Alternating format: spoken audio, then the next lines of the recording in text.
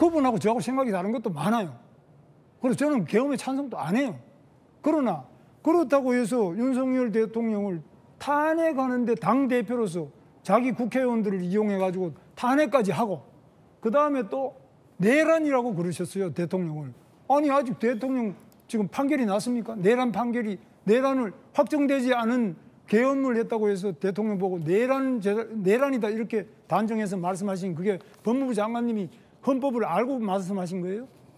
답 드릴까요? 네. 2024년 12월 5일 날 후보님께서는 계엄이 위헌이라는데 저는 생각이 다르다 이렇게 말씀하셨어요. 네. 기억하십니까? 네. 그런데 최근 들어서는 계엄을 처음부터 반대하셨다고 말씀하셨습니다. 계엄은 반대죠. 계엄이 위헌이 아니라면서요. 계엄 자체는 위헌이 아니죠. 그러나 그 계엄이 언제 행사됐느냐에 따라 아니요.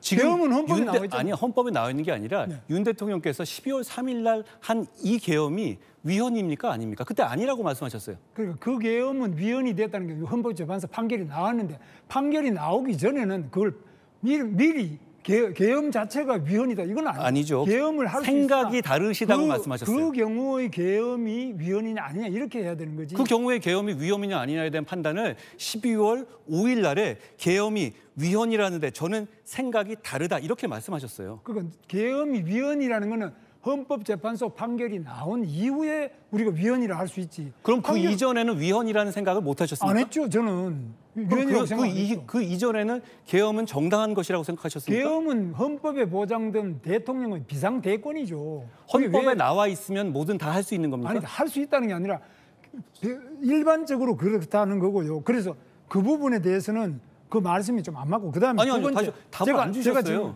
또 하나. 그다음에 그 25년 4월 11일 날에서는 한 번도 찬성한 적이 없다. 저는 이거는 사실이 아닌 말씀을 하신 것 같고 들어 누워서라도 반대했을 것이다.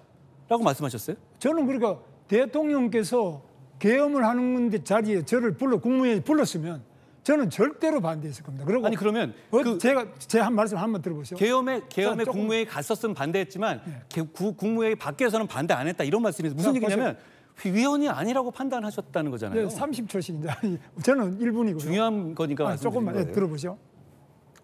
제가 만약 한동훈 대표님처럼 대통령과 그렇게 긴밀한 눈에 넣어도 아프지 않은 관계였다면 저는 대통령의 국정을 훨씬 잘 수행하실 수 있도록 조언을 드리든 어떻게 하든 했고 계엄도 저는 반드시 막았다고 저는 생각합니다. 제가 몰랐는데 어떻게 막죠? 아니 그러니까 왜 모르냐.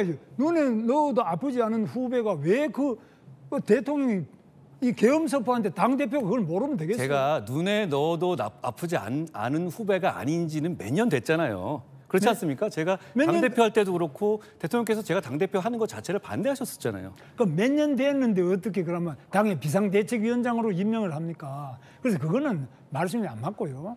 그래서 그다음에 좀 사실이 아닌 말씀을 하시네요. 아니 제가 말씀드리고 싶은 거는 이렇게 지금 현재 우리 대통령께서 계엄을 하고 파면이 되고 또 이렇게 탄핵을 당하고 하는 이 모든 과정에 첫 번째 책임을 만약에 물으라면 저는 우리 한동훈 후보께서 책임이 제일 크지 않느냐. 저는 제가 대통령의 잘못을 바로잡으러 나섰을 때 함께 나서주지 않았던 많은 정치인들에게 책임이 있다고 생각합니다. 그중에 한 분이 저는 후보님일 수도 있다고 생각해요. 그동안에 제가 김건희 여사 문제라든가 다른 여러 가지 문제들이 있죠. 동의하신다고 말씀하셨죠. 문제 있다고 말씀하셨죠. 그때 왜 말씀 안 하셨습니까? 이야기한 적이 없고요. 다시 말씀드립니다. 그러면 김건희 여사 문제 괜찮았습니까? 저는 김건희 여사 뭐 어떤 사람인지 저는 만나본 적이 한 번도 없어요. 만나봐야 하는 게 아니라 국민 모두가 김건희 여사의 어떤 행동이라든가 이런 거에 문제제기를 하고 있었잖아요. 그건 알고 계시죠? 아니 문제 제기한다고 해서 그럼 다 문제가 있다 이렇게 합니까? 알지도 모르면서. 근데 우리 정치인이라면 문제 제기를 했었을 때 그게 문제 있다고 판단하면 그 부분에서 해결하고 노력해야 하는 것이죠. 그때 나서지 않으셨잖아요. 제가 30초밖에 안 남았기 때문에. 그래서 우리 한동훈 후보님에 대해서 말씀드리자면 저는 한동훈 후보가 말하는 공과 사, 이재명 후보가 자기 형님을 정신병원에 강제 입원을 시키려고 했어요. 성남 시민을 25명이나 강제 입원시켰어요. 이거는 공과 사가 다르다고 해서 자기 형이 자기를 정치적으로 반대하니까 이렇게 무리하게 정신병원에 입원까지 시켰는데 우리 한동훈 후보께서 대통령을 탄핵하고 내란이다고 이렇게 단정하고 이런 것이야말로 이재명과 다를 게 뭐 있느냐. 저는 그런 정말 절망을 느낍니다. 정말 큰 비약을 하시는데요. 여기까지만 하겠습니다.